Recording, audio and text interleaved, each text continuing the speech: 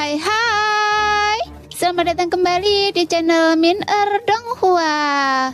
Di video kali ini kita akan melanjutkan cerita Donghua Battle Drop Devon. Nggak lama-lama lagi, kita langsung aja ke ceritanya. Cekidot. Di lautan hampa yang luas di alam bawah benua Dodi, sebuah batara besar berwarna merah darah melayang di langit. Bertahun-tahun telah berlalu, saya bertanya-tanya seperti apa tanah kelahiran saya sekarang. Energi langit dan bumi di sini jauh lebih sedikit daripada sebelumnya. Mungkin tidak terlalu bagus. Saya bertanya-tanya bagaimana Suelang dikalahkan oleh alam seperti ini. Di atas batera merah darah itu, sesosok berdiri dengan tangan di belakang punggungnya, diam-diam mengamati dunia ini. Mengapa dunia ini terasa sedikit aneh? Batera merah darah itu perlahan melayang di atas benua Dodi dengan ekspresi terkejut di mata sosok itu. Tuan Dewa Darah, sepertinya saya belum melihat seorang pun. Pada saat ini, seseorang di atas batera dengan hormat menyatukan kedua tangannya dan berkata. Mendengar ini, sosok itu juga berseru terkejut. Sosok ini tidak lain adalah Dewa Darah alam bawah. Tentu saja dia juga memiliki nama lain, nama yang pernah disandangnya di benua Dodi ini, Kaisar alam bawah. Kaisar alam dunia bawah yang pernah menyebabkan malapetaka dahsyat di benua Dodi. Dulunya adalah kata terlarang di benua Dodi. Mustahil. Dewa Darah abadi dunia bawah bingung. Dia kemudian tiba di atas kota Jusi. Karena tidak ada yang tinggal di sana untuk waktu yang lama. Lubang cacing telah menghilang dan jalan-jalan ditumbuhi gulma. Seluruh kota besar itu sepi, tanpa seorang pun terlihat. Tuan Dewa Darah abadi, tampaknya semua orang di alam ini telah menghilang. Di batara merah banyak sosok sedang meriksa alam ini. Mereka datang dalam gelombang besar, siap untuk membantai alam ini. Tetapi mereka tidak pernah menyangka akan melihat pemandangan ini di hadapan mereka. Mustahil. Populasi benua Dodi ini sangat besar. Mungkinkah alam lain telah memusnahkan semua orang di benua Dodi sebelumnya? Wajah Dewa Darah abadi dunia bawah penuh dengan keterkejutan dan keraguan. Dia tidak percaya bahwa tidak ada seorang pun yang tersisa di benua Dodi. Itu telah menjadi alam mati. Alam di mana tidak ada seorang pun yang ada. Jika memang begitu, kota ini benar-benar utuh. Sepertinya bukan wilayah yang pernah mengalami perang besar. Kecuali mereka semua melarikan diri. Mata Dewa Darah tiba-tiba menyipit sekecil lubang jarum. Lalu kekuatan jiwanya meledak, menjelajahi setiap inci ruang. Tuan Dewa Darah, ada kemungkinan lain. Mungkinkah kita telah dijebak? Dan semua yang kita lihat hanyalah ilusi. Tepat ketika Dewa Darah dunia bawah bertanya-tanya, seseorang di belakangnya angkat bicara. Mendengar ini, tubuh Dewa Darah dunia bawah sedikit bergetar, seolah kemungkinan ini lebih mungkin. Ilusi. Jika itu hanya ilusi, dengan kekuatan jiwa tingkat suci saya, pasti akan terungkap kelemahannya. Biarkan saya melihat lebih dekat. Kalian semua pergi dan selidiki. Lihat apakah ada petunjuk. Dewa Darah dunia bawah berkata perlahan, lalu memerintahkan kelompoknya untuk menyelidiki. Benua Dodi sunyi senyap, hanya ada sebuah batera merah darah yang meluncur di langit, seolah sedang mencari sesuatu. Setelah sekian lama, setelah menjelajahi hampir seluruh benua Dodi, bahkan beberapa sub ruang, tidak ada satupun orang yang terlewat. Dan terlepas dari apakah itu ilusi atau bukan, Dewa Darah dunia bawah telah menyimpulkan, itu bukan ilusi. Tidak ada ilusi yang sepenuhnya sempurna. Tentu saja dia percaya demikian. Setidaknya dia tidak menemukan satupun kekurangan. Oleh karena itu, bagi Dewa Darah semua yang dilihatnya adalah nyata. Semua orang di benua Dodi telah lenyap, tidak ada satupun yang tersisa. Sungguh tak bisa dipercaya, kemana mereka semua pergi? Dewa Darah mengelus janggutnya, merenungkan berbagai kemungkinan. Mungkinkah mereka melarikan diri ke alam lain? Jika bukan ilusi, maka ini memang kemungkinan yang paling besar. Segera, Dewa Darah dunia bawah menoleh ke salah satu bawahannya dan berkata, pergi, selidiki alam mana yang paling dekat dengan benua Dodi. Lagi pula, tidak ada alam tingkat menengah yang mau menerima mereka. Sejumlah besar orang tingkat rendah hanya akan menghabiskan sumber daya alam. Saya rasa mereka pasti melarikan diri ke beberapa alam tingkat rendah. Jangan biarkan saya menemukan mereka. Kalau tidak peduli alam mana itu, akan saya bantai mereka semua. Seperti dulu. Saat kemudian orang yang diperintahkan oleh benua darah kembali mengeluarkan peta sketsa dengan beberapa alam yang ditandai di atasnya. Melihat alam-alam ini, Dewa Darah sedikit menurunkan kening. Dari beberapa alam ini, alam jiwa adalah yang paling dekat dengan benua Dodi. Meskipun alam jiwa adalah yang terdekat. Dibutuhkan 500 tahun untuk menyeberanginya dari lautan hampa. Membuat kemungkinan seperti itu tampak sangat kecil. Adapun alam di luar alam jiwa, bahkan dengan kecepatan alam yang tumpang tindih, akan membutuhkan hampir 10 juta tahun untuk menyeberanginya dari lautan hampa. Alam agung Doki tidak ditampilkan pada sketsa ini, dan alasan mengapa tidak dapat ditemukan tentu saja karena manipulasi Syobutian. Lagi pula Dewa Darah hanyalah Dewa Sian, sedangkan Syobutian adalah Dewa Sen. Tentu saja, bahkan sebagai Dewa Sen, akan sulit bagi Syobutian untuk menyembunyikan alam yang luas. Alasan dia mampu menyembunyikan alam agung Doki sebagian besar karena benua Dodi. Tanpa meminjam kekuatan alam benua Dodi, Syobutian tidak akan pernah berhasil. Namun, itu akan menyebabkan kerusakan yang cukup besar pada benua Dodi. Tetapi dibandingkan dengan kehancuran suatu alam, pengorbanan seperti itu sepadan.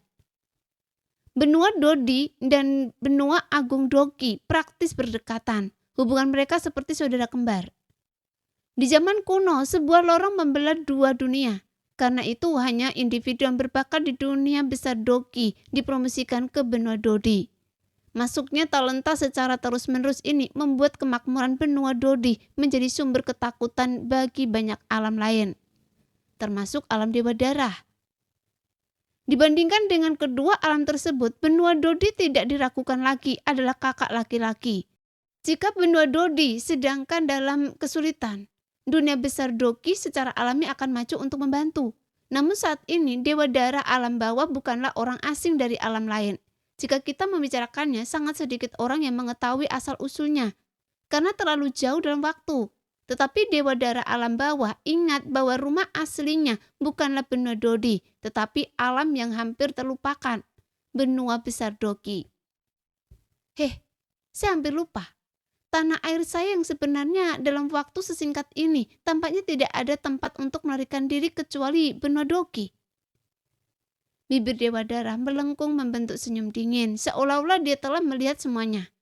Sesaat kemudian Batara Merah Darah melayang di atas kota air mata. Dewa Darah dunia bawah berdiri di gampaan, tatapannya penuh pertimbangan dan perlahan berkata, "Sepertinya saya ingat bahwa saya datang ke benua Dodi dari sini. Mengapa lorong itu sekarang hilang?" Kota air mata juga benar-benar kosong karena terletak di kehampaan. Bangunan-bangunannya tidak tersentuh debu, setidaknya terlihat seperti baru. Seolah-olah masih ada yang tinggal di sana. Namun kenyataannya tidak ada seorang pun yang tersisa di benua Dodi. Dewa Darah tiba di depan kota air mata. Dia melayang di gampaan, telapak tangannya sedikit terulur ke depan. Telapak tangannya berhenti di tengah jalan. Bukan karena dia berhenti, tetapi karena penghalang tak terlihat menghalangi tangannya.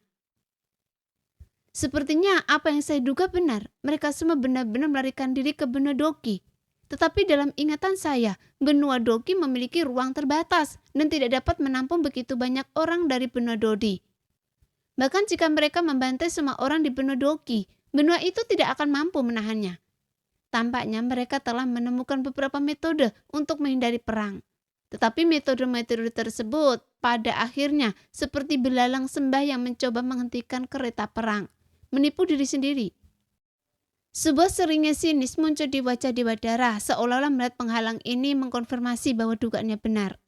Kemudian Dewa Darah mundur sedikit, tangannya perlahan terangkat. Gelombang energi abadi memancarkan warna merah tua. Keluar dari tubuhnya berubah menjadi telapak tangan merah darah sepanjang 100 yang di kehampaan, yang menghantam penghalang dengan keras.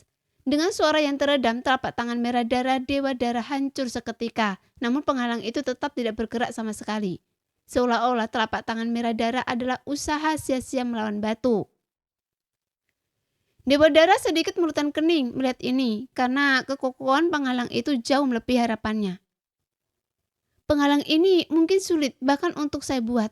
Setidaknya dibutuhkan kekuatan dosen untuk menciptakan penghalang yang tersembunyi seperti itu. Yang terkuat di benua Kaisar Dosian. Siapa yang membuat penghalang ini? Dewa Darah mengelus dagunya, benar-benar bingung. Mungkinkah benua Dodi telah menyembunyikan dosen selama ini? Memikirkan hal ini, mata Dewa Darah menyipit tajam. Jika itu benar, dosen ini dapat dengan mudah membunuh mereka semua di sini jika dia muncul.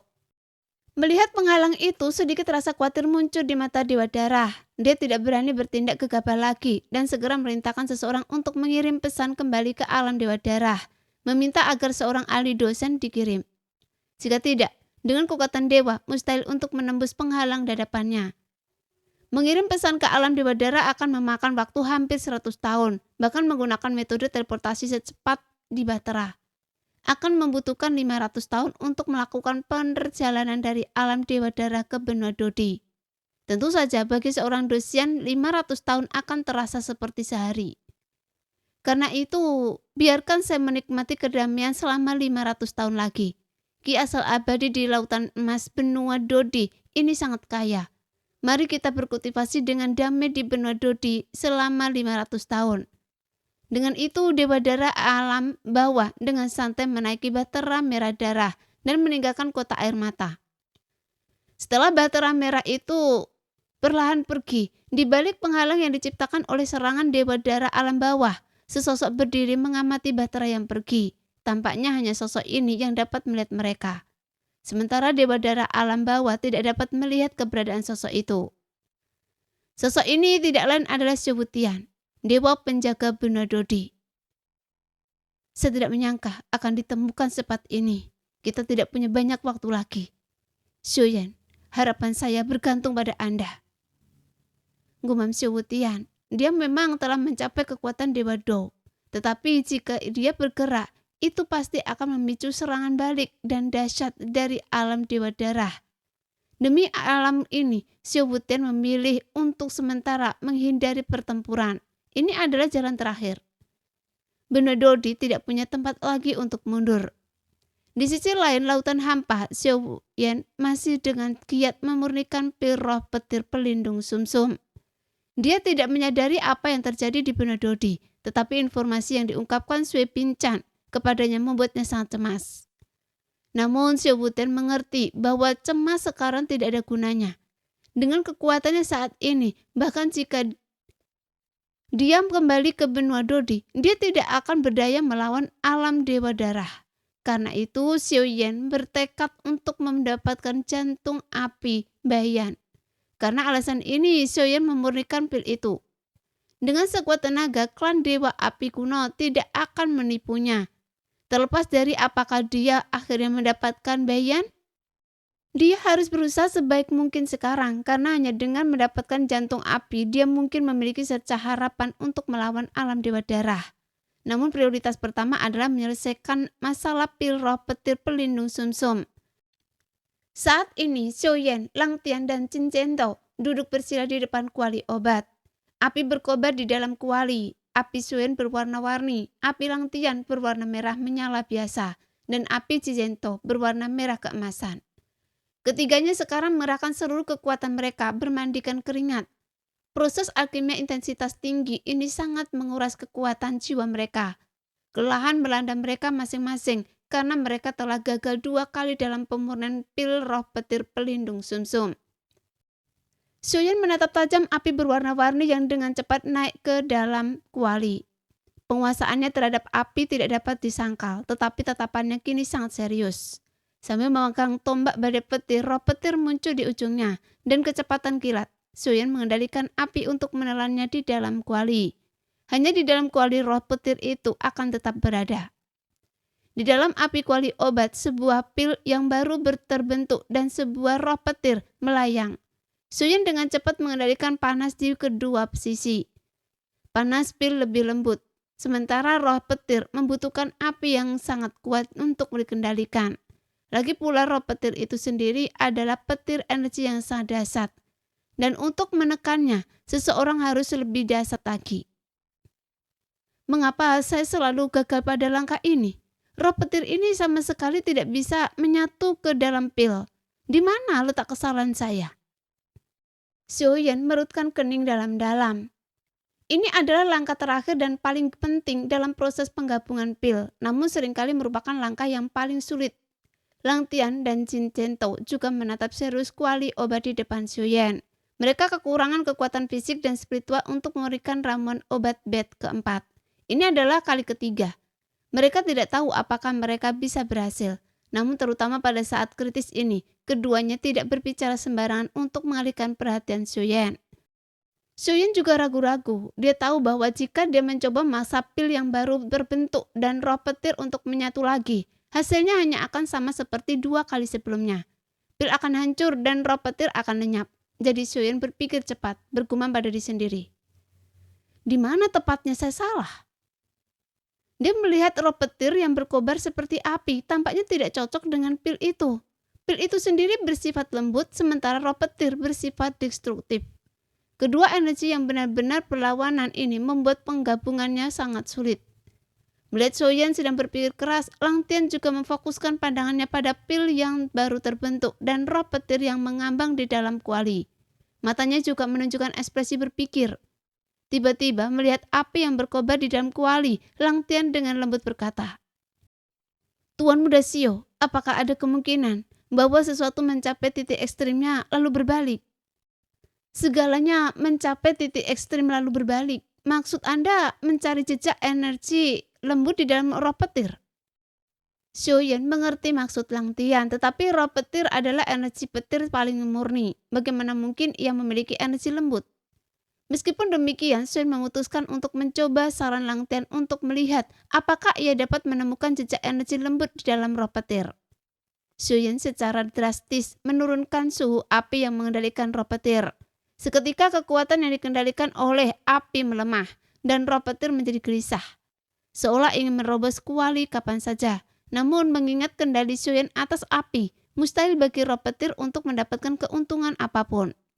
Xiaoyan sangat sabar, sementara roh petir tampak seperti binatang buas yang tak terkendali.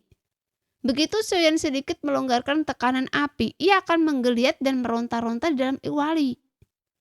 Setelah sekian lama, roh petir masih tidak menyerah. Xiaoyan sedikit menurunkan kening, tampaknya api itu tidak terlalu efektif melawan roh petir. Setidaknya roh petir tidak akan menyerah pada api. Karena itu, saya belum pernah mencoba ini sebelumnya. Bisakah petir juga digunakan untuk memberikan pil? Melihat kuali obat, Xiaoyan memiliki ide berani, mencoba menggunakan petir untuk memberikan pil. Xiaoyan tahu bahwa ini kemungkinan besar akan menyebabkan kuali meledak, tetapi dia benar-benar yakin bahwa metode ini mungkin tidak akan gagal. Karena belum ada yang pernah melakukannya sebelumnya. Xiaoyan akan menjadi orang pertama yang menggunakan petir untuk memurnikan pil. Xiaoyan perlahan meluruskan lengannya dan 3 garis petir merah muncul di tangannya. Dia dengan hati-hati mengendalikan salah satu sembaran petir dan mengirimkannya ke dalam kuali obat. Saat petir masuk, ia meledak dengan suara keras. Tapi ini segera menarik perhatian Lang Tian dan Jin Zhento. Mereka melihat garis petir yang berkobar hebat di dalam kuali obat Xiaoyan. Xiaoyan dipenuhi dengan keringat dingin. Dia menggunakan kendali apinya yang terampil untuk meminimalkan penekanan api. Hanya cukup untuk melindungi pil yang baru terbentuk. Kilat merah itu perlahan mereda. Di dalam kuali, kilat itu melayang di sekitar roh petir seperti seorang pria kuat. Roh petir itu yang tidak terpengaruh oleh api tetapi tak bergerak. Berkilau patuh seperti anak kecil di hadapan kilat merah. "Tuan Muda Xiao, mungkinkah menggunakan petir untuk memberikan pil?" Lang Tian sedikit terkejut. Menggunakan petir untuk memberikan pil adalah hal yang belum pernah terjadi. Sebelumnya, mungkin tidak ada alkemis yang akan berpikir untuk menggunakan petir, apalagi berani melakukannya. Namun saat ini, api di dalam kuali di depan Xiaoyan telah berkurang drastis dan seluruh kuali berderak dengan busur listrik, menampilkan pemandangan yang luar biasa. Xiaoyan mengendalikan kilat merah, kekuatan jiwanya tercurah. Fokusnya lebih tinggi dari sebelumnya, namun demikian kilat merah itu sangat sulit dikendalikan. Saya ingin tahu apakah saya bisa menggunakan kilat merah untuk menetralkan roh petir ini. Lagi pula, saya punya banyak roh petir. Mari kita coba, kata Xiaoyan tampak serius saat dia fokus pada kuali obat. Kilat merah yang melingkari roh petir mulai menyerangnya. Karena terancam, roh petir akhirnya mulai bergerak. Kekuatan roh petir tidak lebih lemah dari petir merah. Tentu saja ini hanya satu sambaran petir merah. Xiaoyan memiliki lebih dari satu. Di bawah kendali Xiaoyan, sambaran petir merah kedua memasuki kuali obat. Kekuatan kedua sambaran petir merah itu segera menenangkan roh petir lagi. Ini benar-benar berhasil. Mata Xiaoyan berbinar saat dia mengamati roh petir di dalam dua sambaran petir merah. Roh itu perlahan-lahan diinjinakkan di bawah tekanan petir merah. Mungkin ia benar-benar bisa berhasil menyatukan intinya. Namun Xiaoyan merasa agak linglung. Dia tahu bahwa bahkan dengan kekuatan jiwa tingkat sucinya akan sulit untuk mengendalikan dua energi domain di dalam kuali obat secara bersamaan. Dia menggetarkan giginya, menekan kelemahan yang mendalam di dalam jiwanya, karena dia tidak boleh menyerahkan sekarang. Xiaoyan mati-matian mencoba mengendalikan inti yang baru muncul di dalam api dan roh petir yang dikelilingi oleh petir merah tua. Keduanya mendominasi, menolak untuk menyerah satu sama lain. Penolakan intens mereka membuat Xiaoyan semakin kelelahan. Sepertinya saya gagal lagi, gumam Xiaoyan dengan senyum pahit. Kekuatan jiwa tingkat sucinya masih tidak cukup untuk menyelesaikan fusi. Jika Chen Zhentou dan Lang Tian menyaksikan adegan ini dan mereka juga dapat merasakan kelelahan Xiaoyan. Bukan hanya Xiaoyan, tetapi bahkan dua orang yang bertanggung jawab untuk memurnikan ramuan dan menggabungkannya pun sangat lelah. Terlebih lagi fungsi terakhir yang menjadi tanggung jawab Xiaoyan menuntut lebih banyak lagi dari kekuatan jiwanya. Seni pemurnian obat pada dasarnya terkait erat dengan api, petir dan akhirnya tidak cocok. Chen Zhentou menghela nafas. Awalnya ia terkejut, tetapi cara kedua, energi itu bertabrakan di dalam kuali menunjukkan bahwa kegagalan tak terhindarkan. Namun Lang Tian berbeda, tatapannya lebih serius. Seseorang yang belum pernah menyaksikan keajaiban tidak akan percayanya, tetapi Lang Tian melihat lebih dari sekedar keajaiban pada pria ini. Itu adalah kreativitas tanpa batas. Tampaknya tidak ada yang tidak bisa ia capai. Tidak ada yang mustahil. Tepat ketika Xiaoyan hendak menyerah dan mencari metode lain, kekuatan jiwa yang dahsyat tiba-tiba melonjak ke kedalaman jiwanya. Seketika kelelahannya lenyap dan fluktuasi jiwa yang sangat kuat terpancar darinya. Mata Chen Zhentou menyipit tajam dan ia mendongak dengan sangat terkejut melihat sosok Xiaoyan duduk bersila. Suaranya tergagap. Jiwa alam domain. Kekuatan jiwa yang terpancar dari Xiaoyan saat ini telah mencapai alam domain dengan mengerikan. Tampaknya di bawah kekuatan jiwa Xiaoyan yang dahsyat, udara di sekitarnya menjadi kental seperti air. Bukan hanya kuali obat, tetapi semuanya tampak tunduk pada kekuatan jiwa Xiaoyan.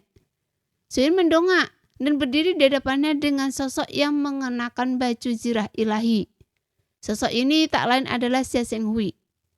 Sekarang, Xie Zhenghui untuk sementara meminjamkan kekuatan jiwanya kepada Xiaoyan melalui arem mendalam kaca gang surgawi.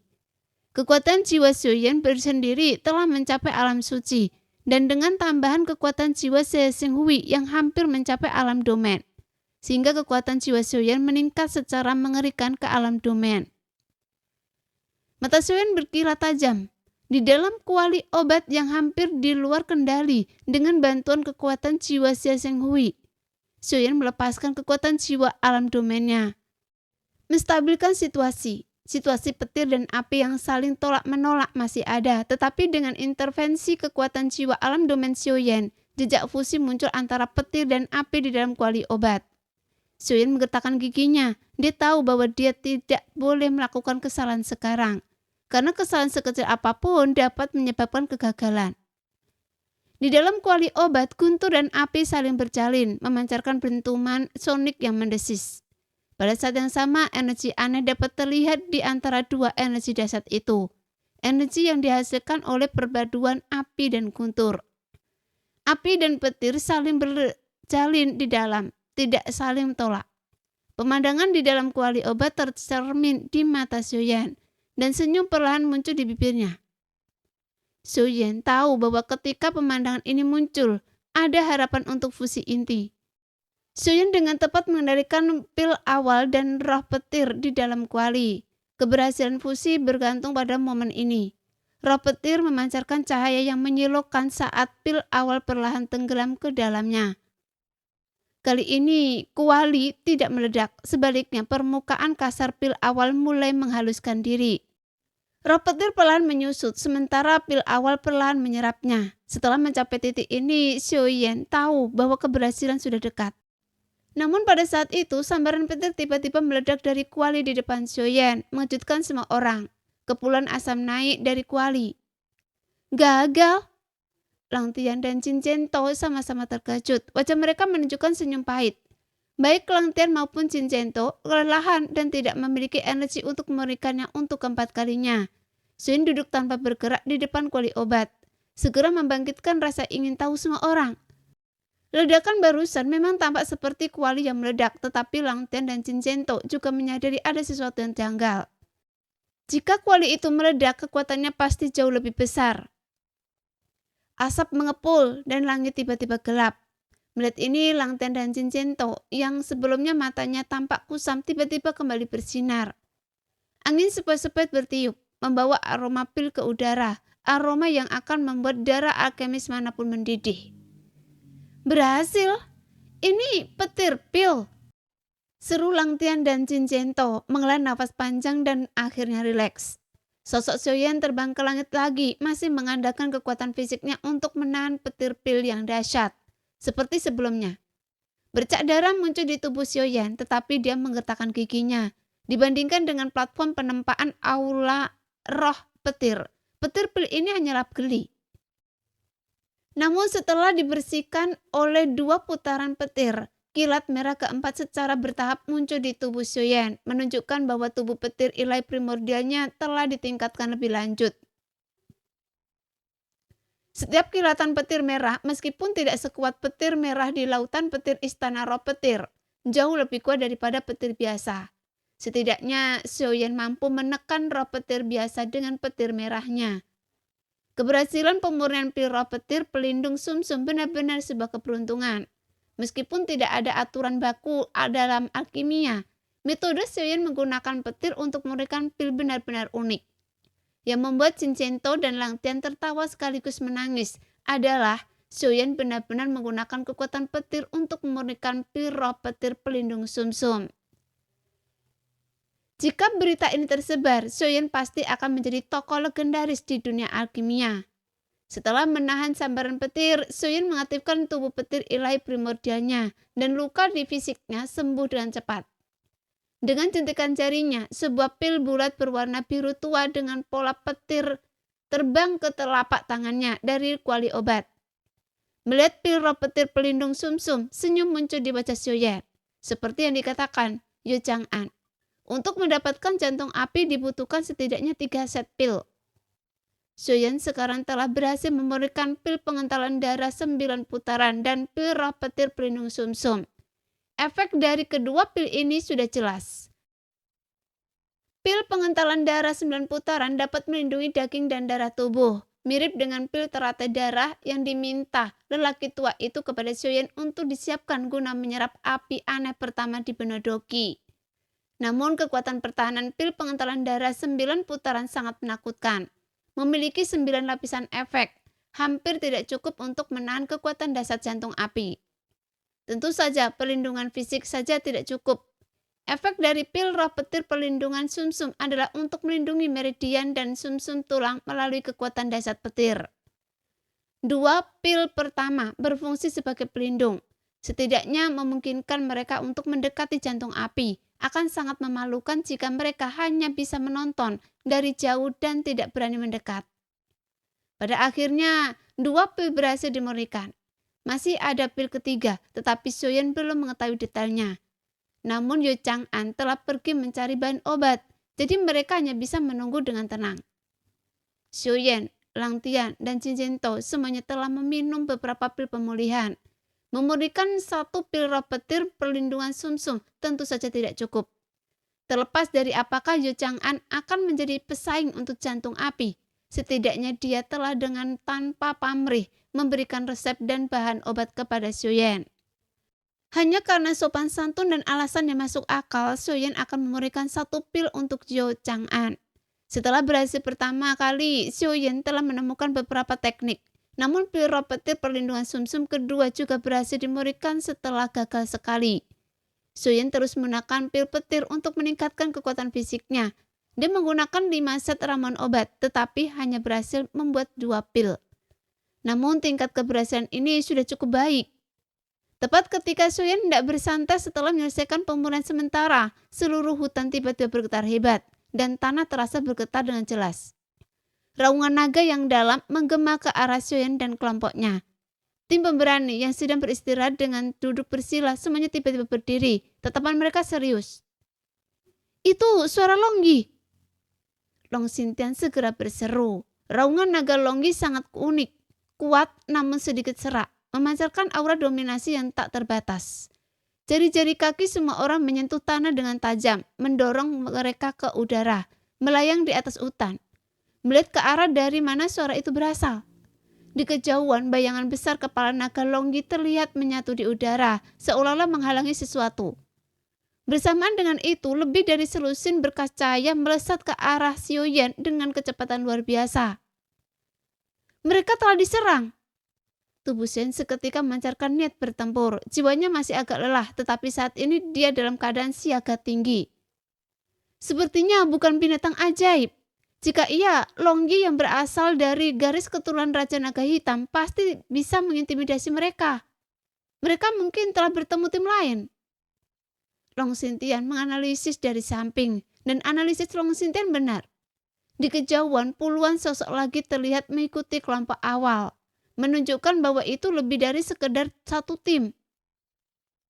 Bahkan klan Dewa Api Kuno sedang dikejar. Sepertinya musuh ini cukup tangguh. Gumam Xiuyan, matanya menyipit. Namun klan Dewa Api Kuno mengalami kekalahan yang agak memalukan. Mereka benar-benar dikalahkan oleh kera penembus langit untuk pertama kalinya, dan sekarang mereka diburu lagi. Bagaimanapun, klan Dewa Api Kuno adalah salah satu dari 5 alam superior. Serangkaian ledakan menggema di kejauhan. Klan Dewa Api Kuno mundur dengan kecepatan tinggi, jelas menghadapi lawan yang tangguh. Melihat sosok-sosok yang mendekat, ekspresi Xiuyan pelan berubah serius. Dia berkata perlahan, "Semuanya, bersiaplah untuk bertempur." Nah, demikianlah video kali ini. Terima kasih sudah menonton video Min Er sampai selesai. Sampai jumpa lagi di video selanjutnya. Bye-bye.